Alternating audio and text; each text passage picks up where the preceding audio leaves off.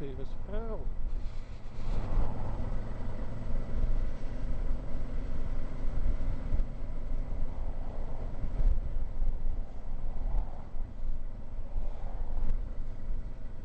About giving your suspension a workout.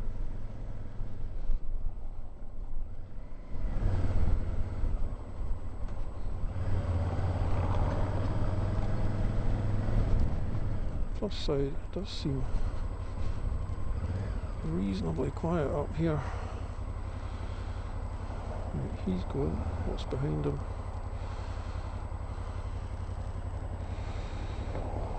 Where's he turning? He's turning across in front of me. Right.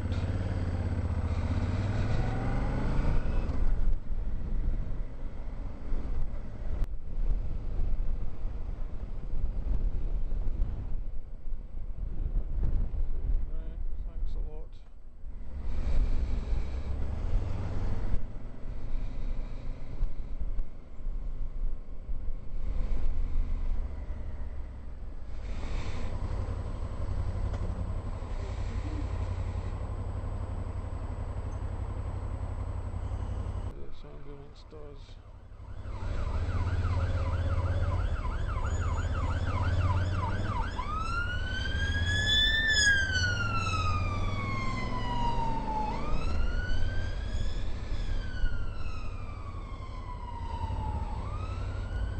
Assuming you move back out.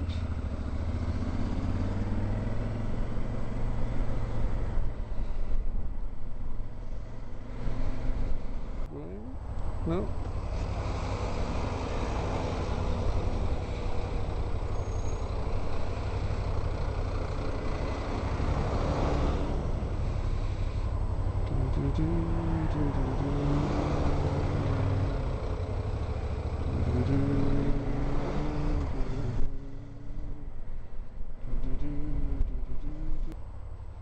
It's just a little bit tight.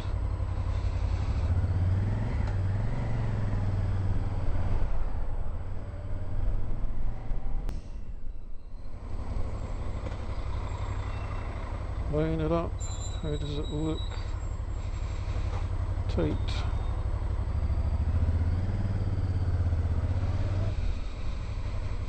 And another one. Not too bad. And another one.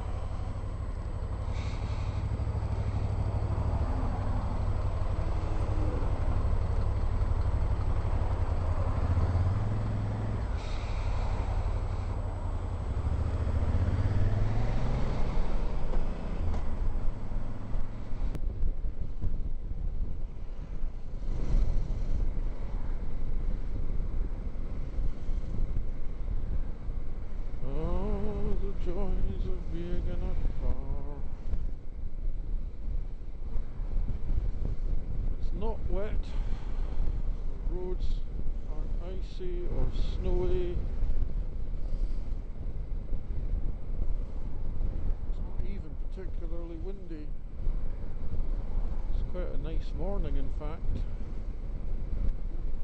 You're all sitting in your steel cages, stuck in traffic queues. Well, one up for the bike.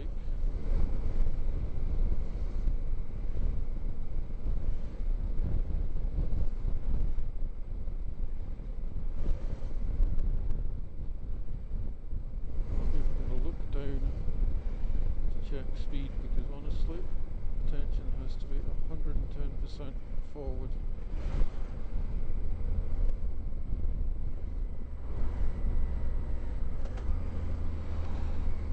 Sure of the gaps here, that's opened up nicely.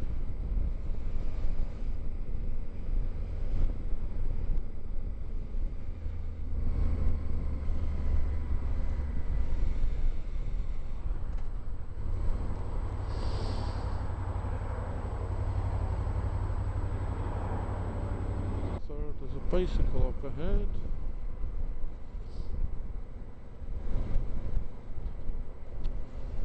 Pedestrians, junctions, pedestrian crossings.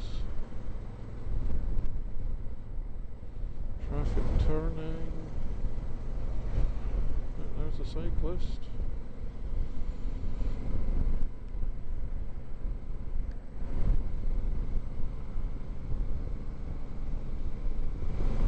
Assume position. Get past him. Alright, so that lorry's going to be an issue.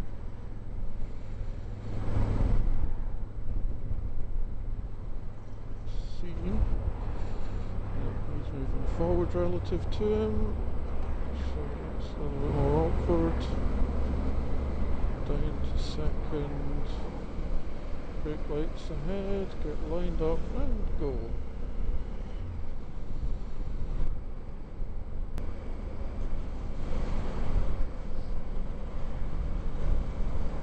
This red car moved forward just 6 feet relative to the bus. There we go. Tram testing. The interesting fact about trams is they're not safe. They can't stop. They take 3 times the distance of a normal vehicle. I presume a normal vehicle relative to their weight and size. 3 times as long to stop.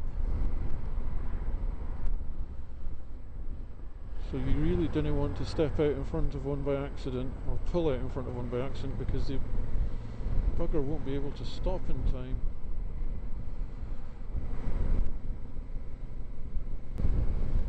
It's funny how, as towns and cities have evolved, the vast majority have chosen to ditch the tram system because they were an anachronism, not very flexible, expensive to run. And yet here Edinburgh is spending hundreds of millions of pounds in putting in a partial tram system.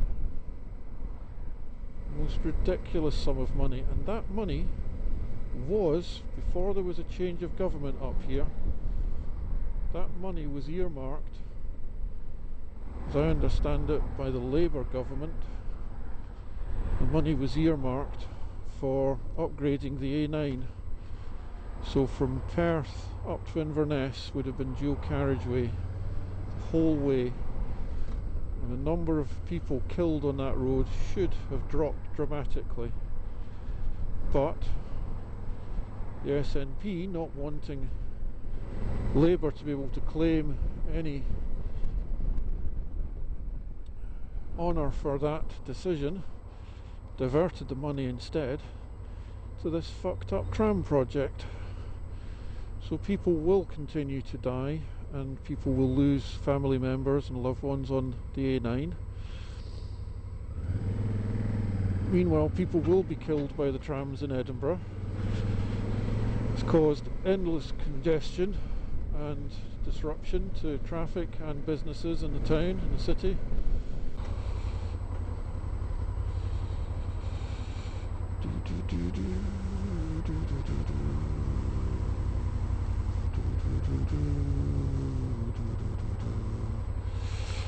Right, so good old political one-upmanship is the sole reason for the fact we have trams. And the politicians wanted to be able to sit back and say, yes, that was us, what did that? That's all they want to do. They don't care about anything else.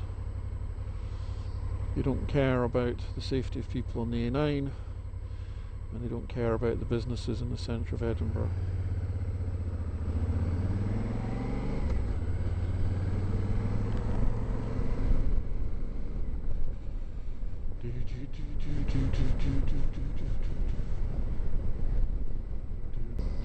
So that's the reason why, well, one of many, however, I would cite that as a shining example of why all politicians should be taken away, shot and dumped.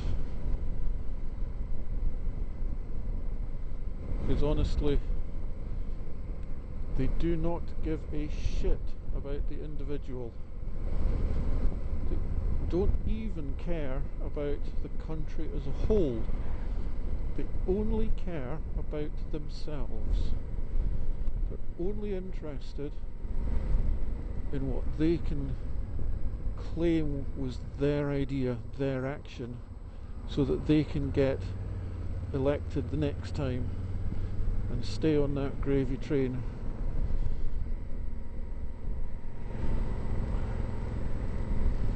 If I choose to take a job in London, if I choose to take a job in Edinburgh, I'm responsible for either relocating myself or the travel costs. Before I choose to take the job, I take all that into account. But MPs, oh no, they're special. They get to claim expenses for doing all that stuff.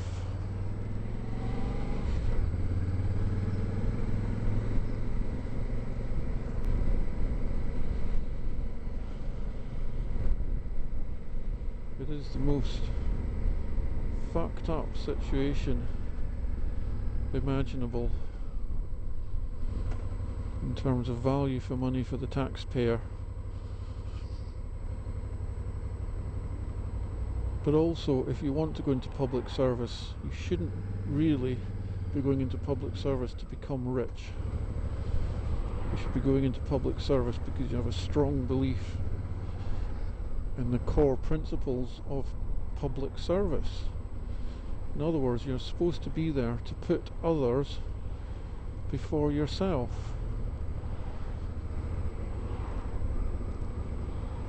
And to be fair, there's very few people are genuinely interested in doing that. Come on, I can fit a bloody transit van through there.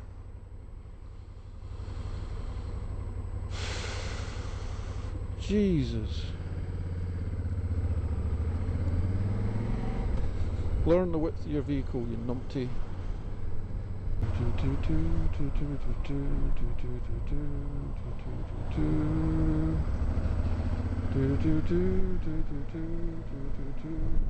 That's really nice.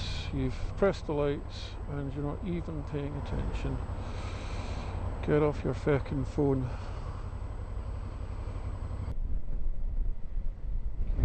Jumping across the universe on a Starship motorbike. Bloody bloody blah, still can't find reverse. Kids on scooters, that one looks like it belongs in the happy bus. Going? You are going. Doesn't really matter which lane you choose.